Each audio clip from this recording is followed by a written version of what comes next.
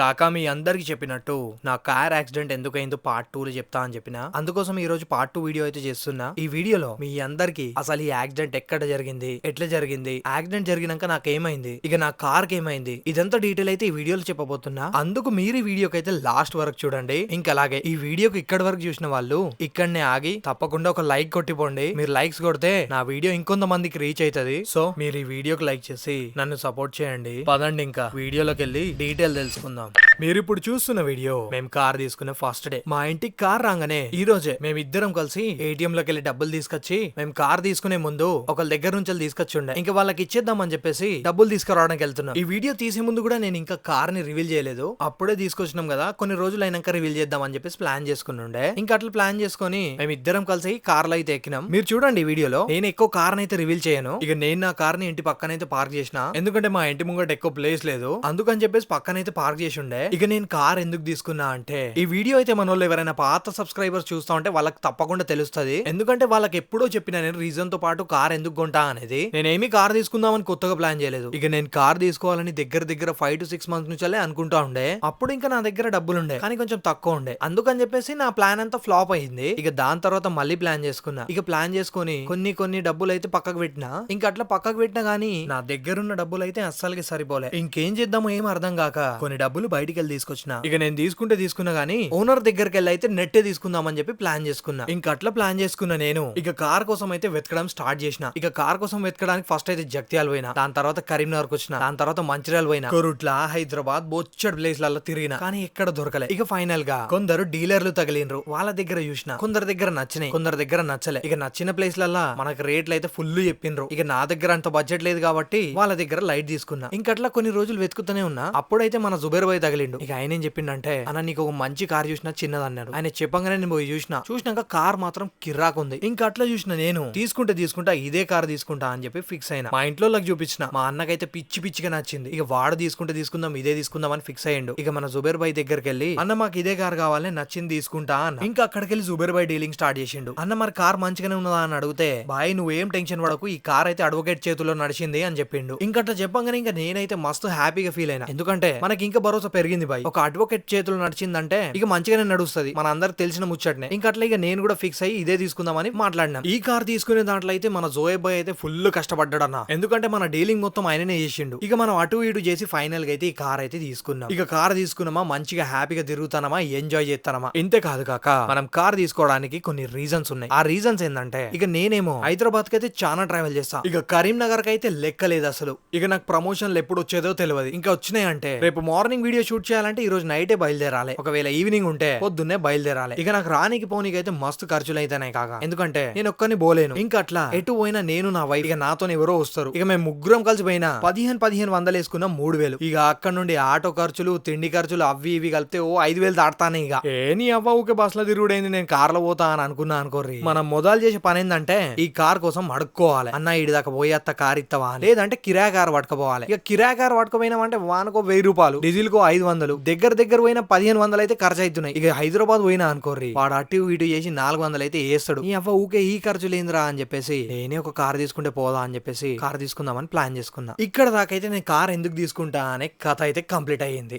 ఇక ఫైనల్ గా మేము ఏటీఎం కి అయితే రీచ్ అయిపోయినాం. ఇక నేను ఏటీఎం లోపలికి అయితే వచ్చినా గానీ అసలు ఏటీఎం కార్డు తీసుకోవడమే మర్చిపోయినా. ఇక మతి మరుపు, కార్ తీసుకున్న ఖుషిలో ఏటీఎం మర్చిపోయినా. ఇక జల్లి బయటికి పోయి కార్లకి వెళ్ళి అయితే ఏటీఎం తీసుకొచ్చిన. ఇప్పుడైతే నేను ఏటీఎం లకి వెళ్ళి 80,000 రూపీస్ అయితే తీయాలి. ఇక 80,000 తీయాలంటే మన చిన్న ఏటీఎం తో తీస్తే తాపుకో 20,000 తీసిన 4 సార్లు తీయాలి. చలో ఇక బెజార్ కాకుండా తీసి పని అయితే మొదలు పెడదాం. ముందుగా అయితే మీలో ఎంత మందికి కార్ తీసుకోవాలని ఉంది, తీసుకుంటే ఏ కార్ తీసుకుంటారో తప్పకుండా కామెంట్ బాక్స్ లో చెప్పండి. ఇక మా అబ్బు అయితే తన లైఫ్ లో ఒక్కసారి కూడా ఏటీఎం లోకి వెళ్ళి డబ్బులు తీయలేదంట. అయితే ఈ రోజు నాకు ఏటీఎం లోకి వెళ్ళి డబ్బులు ఎట్లా తీస్తారో నేర్పిస్తావా అని అడిగింది. ఇక నాకు కూడా అర్థమైంది బాయ్, ఇక వాళ్ళకి ఏటీఎం లోకి వెళ్ళి డబ్బులు తీయడం నేర్పించినాం అనుకోర్రి, నేను ఎప్పుడైనా ఊర్లో లేకుంటే ఇక నాకు ఫోన్ చేసి డబ్బులు అడిగితే అప్పటికప్పుడే ఇంట్లో ఏటీఎం ఉన్నది, పాస్వర్డ్ తెలిసిందే కదా, పోయి తీసుకొచ్చుకో అన్నాం అనుకోర్రి, వాళ్ళే పోయి తీసుకొస్తారు. మీరు కూడా మీ ఇంట్లో అయితే ఇటువంటి పనులు అయితే నేర్పియోర్రి. ఇక నేను నేర్పియా, వాళ్ళు చూస్తారు, గీళ్ళు చూస్తారు, మా అమ్మ తిడుతుంది, మా అయ్య తిడతాడు అని నేర్పియకుండా ఉండకు, నేర్పి మనకే పనికి వస్తుంది. ఇక నేనైతే 3 సార్లు 20 చేసి 60,000 అయితే తీసేసిన. ఇక నేను తీసుడు కంప్లీట్ అయినాక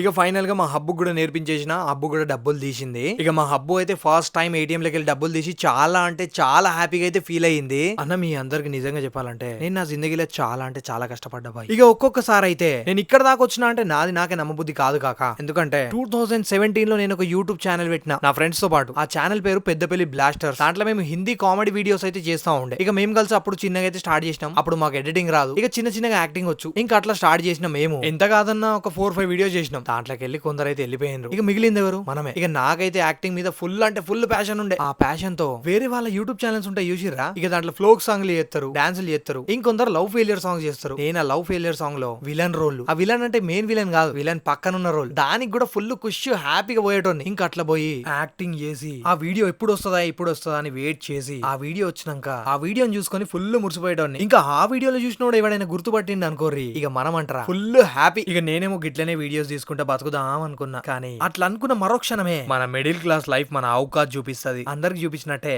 నాకు చూపించింది. నువ్వు ఇవన్నీ చేయలేవు, పని చేసుకొని బతకాల్సిందే. ఇంకా అప్పుడు పని చేసుకోవడం మొదలు పెట్టిన. ఇక పని అంటే మనం ఏదో ఏసీలో కూర్చొని చేసుకునేది కాదు, అందరు చేసే లేబర్ పనే నేను చేయాలి. ఇక లేబర్ పని అంటే మనం పొద్దున్న నుంచి సాయంత్రం వరకు కష్టపడ్డా మనకు వచ్చేది 200, 300. ఇక నేను స్టార్ట్ చేసింది అయితే 30 రూపాయలకు, ఇక ఎండ్ అయింది ఏమో 500కేమో ఎండ్ అయింది. అక్కడ దాకా చేసి ఫైనల్ గా అయితే బంద్ పెట్టిన. ఇక దాని తర్వాత మళ్ళీ మనం వీడియోలు చేసుడు, షార్ట్ ఫిల్మ్లు చేసుడు అయితే స్టార్ట్ చేసిన. ఇంకా అట్లా కష్టపడుతూ ఫైనల్ గా ఇక్కడ దాకా అయితే వచ్చిన. కానీ దీని గురించి కూడా ఒక ఫుల్ బ్లాగ్ చేద్దామని అనుకుంటానా, మీరేమంటారు కామెంట్ చేయండి. ఇక కాక ఫైనల్ గా అయితే మన డబ్బులు తీసుడు అయితే కంప్లీట్ అయిపోయింది. ఇక మా హబ్బుని చూడండి, ఆ ఏటీఎం లకి తీసుకొచ్చిన డబ్బులు ఏమో లెక్క పెడతాంది. ఎవరైనా ఏటీఎం లకి తీసుకొచ్చిన డబ్బులు లెక్క పెడతారా అని నేను అడిగితే నాకే ఉల్టా చెప్తాంది. ఎందుకు లెక్క పెట్టద్దు, ఏమైనా రూల్ ఉందా? అయినా ఏటీఎం లకి వచ్చిన డబ్బులు బరాబర్ వస్తాయని ఏం గ్యారంటీ అని నాకు అడిగితే అప్పుడు అర్థమైంది ఆడోళ్ళు నిజంగానే ఆడోళ్ళు అని. మీ ఇంట్లో ఎవరైనా ఏటీఎం లకి తీసుకొచ్చిన డబ్బులు లెక్క పెట్టే వాళ్ళు ఉన్నారా? ఉంటే తప్పకుండా వాళ్ళని వీడియోని చూపించండి. ఓన్లీ చూపించడమే కాకుండా వాళ్ళని చెప్పండి, ఈ ప్రపంచంలో మీరొక్కడే అలా లేరు, మీలాంటి వాళ్ళు చాలా మంది ఉన్నారని. ఈ కాలంలో ఎవరి దగ్గరకైనా వెళ్ళి కాకా ఒక 100 రూపాయలు ఉంటే ఇయ్యవా అని అడిగితే ఇక వాళ్ళ నోట్లకి వెళ్ళి ఫస్ట్ వచ్చిన మాట అయితే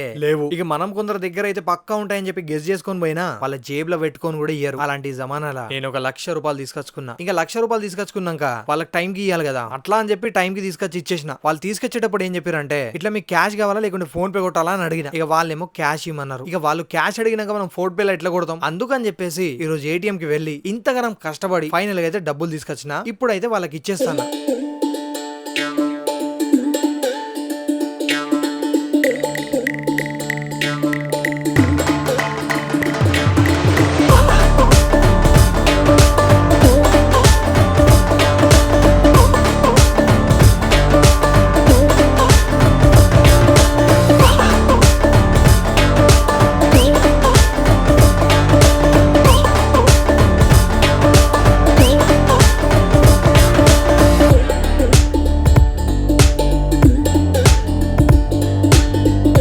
ఫైనల్ గా మేము డబ్బులు తీసుకొచ్చి వీళ్ళకైతే ఇచ్చేసినాం. ఇక మేము డబ్బులు తీసుకొచ్చి ఇచ్చేసినాక ఒక 5 days తర్వాత అయితే నేను కార్ రివీల్ చేద్దాం అనుకున్నా. ఇంకా అలా కార్ రివీల్ చేసేసి నా వైఫ్ బర్త్డే ఉంది కదా, దాంట్లో అయితే మంచిగా చూపించుకోవచ్చు అనుకున్నా. ఇంకా అట్లా ప్లాన్ చేసుకొని ఇంకా రివీల్ అంటే నాకు మంచి కాయిష్ ఉండేవి. చాలా మంది కొత్త కార్ కొన్నప్పుడు కార్ మీదకి వెళ్ళి క్లాత్ గుంజుతారు చూసిండ్రా, అట్లా గుంజుదాం అనుకున్నా. నాకెందుకో నా ఆలోచన కొంచెం డిఫరెంట్ గా ఉండే. ఆ క్లాత్ గుంజేటప్పుడు చాలా మంది రెడ్ కలర్ క్లాత్ అయితే యూజ్ చేస్తారు, కానీ నాకెందుకో నా ఆలోచన డిఫరెంట్ గా ఉండి బ్లాక్ కలర్ గుంజుదాం అని చెప్పేసి ప్లాన్ చేసుకున్నా. కొంచెం డిఫరెంట్ ఉంటది కదా, అందుకని చెప్పేసి ఆ బ్లాక్ కలర్ క్లాత్ తీసుకున్నా. ఇంకా ఈ బ్లాక్ కలర్ క్లాత్ అయితే మనకు బ్యాక్గ్రౌండ్ లో కూడా యూజ్ అవుతుంది అని చెప్పేసి అట్లా తీసుకున్నా. ఇక ఫైనల్ గా క్లాత్ అయితే తీసుకొని పెట్టుకున్నా. ఇక నా కార్ నడుపుతున్నప్పుడు ఏదో తగ్గినట్టు అనిపిస్తా ఉండే. ఇక చూసే వాళ్ళకి కూడా ఏదో ఒకటి స్పెషల్ గా అనిపించాలి కదా అని ఊకే ఆలోచన వస్తా ఉండే. ఇక మా షాయిద్ బొమ్మడిది కలిసి ఏదేదో ప్లాన్లు చేస్తారు, అది పెడదాం ఇది పెడదాం అని. అవన్నీ పెడదాం సరే గాని మన కార్ లో ఫస్ట్ బాగాలేంది ఏముంది అని చెప్పి చూస్తే మన కార్ లో సౌండ్ సిస్టమ్ తప్ప అన్ని బాగున్నాయి అని చెప్పి తెలిసింది. ఇక ఫస్ట్ అయితే అదే పెడదాం అని చెప్పేసి నేను వీళ్ళకి చెప్పి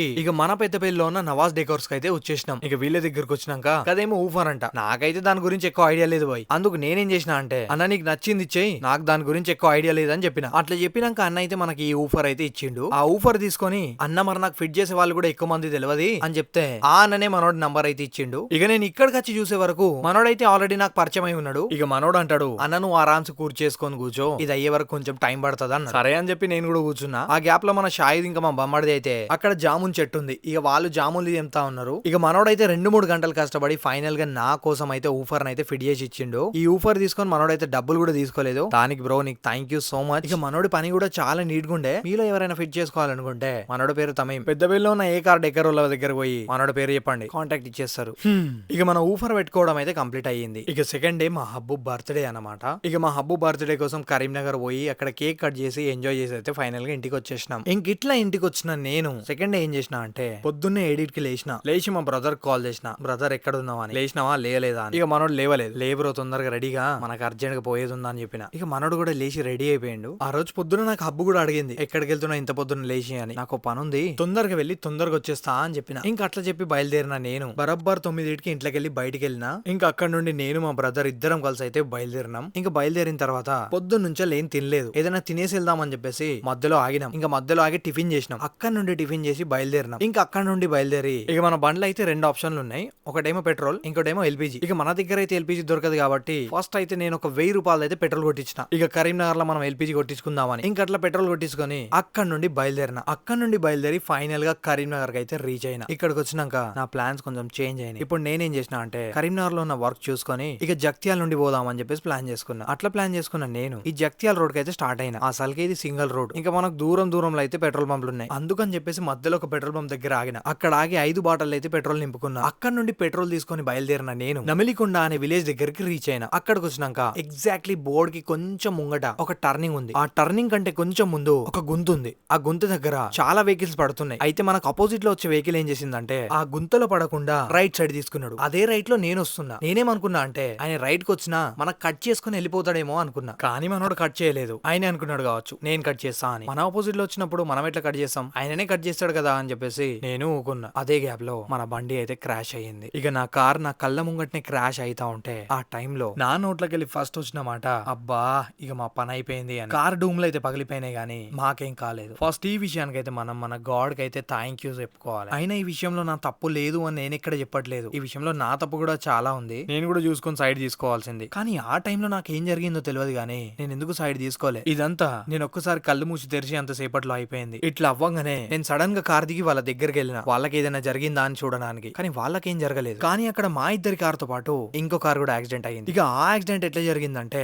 ఆ థర్డ్ కార్ అయినే ఆ ఇండికా బ్యాక్ సైడ్ ఉండే. మేము ఇద్దరం వచ్చి ఒకటేసారి క్రాష్ ఇవ్వగానే ఆయన సడన్ గా వచ్చి బ్రేక్ కొట్టి ఆ బ్యాక్ సైడ్ గుద్దుకున్నాడు. ఆయన బండి కూడా కొంచెం డ్యామేజ్ అయింది. దానికి కూడా నాకు చాలా పాపం అనిపించింది. ఇదంతా కథ పక్కకు పెడితే నేను ఆయన దగ్గరికి వెళ్ళి అడిగిన, బాయ్ ఇప్పుడు నా కార్ యాక్సిడెంట్ అయింది కదా, మీరే వచ్చి నాకు గుద్దిరు కదా, మరి దీనికి ఏం చేద్దామని. ఆయన ఏమన్నాడంటే, బ్రో ఇప్పుడు డ్యామేజ్ నీకు అయింది నాకు అయింది, నేను నీతో ఎక్కువ గొడవ పడ, నువ్వు నాతో పడకు, నీది నువ్వు చేపించుకో నాది నేను చేపించుకుంటా అని. ఇట్లా మేము మాట్లాడుకొని అక్కడికక్కడే అప్పటికప్పుడే క్లోజ్ చేసేసినాం. అలా యాక్సిడెంట్ అయ్యిందో లేదో అక్కడైతే చాలా మంది ఆగినరు. దాంట్లో మాక్సిమం అయితే నా సబ్స్క్రైబర్స్. వాళ్ళు కానీ ఈ వీడియో చూస్తా ఉంటే వాళ్ళకి మాత్రం ఈజీగా అర్థమైపోతుంది నేను ఎవరి గురించి మాట్లాడుతున్నా అనేది. ఎందుకంటే వాళ్ళ పేర్లు అయితే నాకు గుర్తులేవు. కానీ వాళ్ళైతే ఆ ఇన్సిడెంట్ జరిగిన కొద్దిసేపట్లోనే అక్కడికి వచ్చేసిండ్రు. అక్కడికి వచ్చినాక అన్న నీకు ఏం జరిగిందని చెప్పేసి మాట్లాడినరు. అక్కడ నుండి నాకు అపోజిట్ లో వచ్చి గుద్దిన ఆయన దగ్గర కూడా తీసుకెళ్లిండ్రు. ఆయన దగ్గరకు తీసుకెళ్లి అన్న ఏంది మరి పరిస్థితి అని చెప్పి అడిగినరు. వాళ్ళకి కూడా ఆయన సేమ్ సమాధానం చెప్పిండు. అన్న నువ్వేమంటావు అంటే నేను అన్న పోనీయండి అని. ఇక వాళ్ళప్పుడు ఓకే అని చెప్పి చాలా సేపు నాతో టైం స్పెండ్ చేసి అక్కడి నుంచి అయితే వెళ్ళిపోయినరు. ఇక వాళ్ళు వెళ్ళిపోయినాక నేనేం చేసిన అంటే అక్కడ ఉన్న గుంతలో నా కళ్ళ ముంగటనే చాలా బండ్లు పడ్డాయి. ఇంకా అట్లా పడ్డాక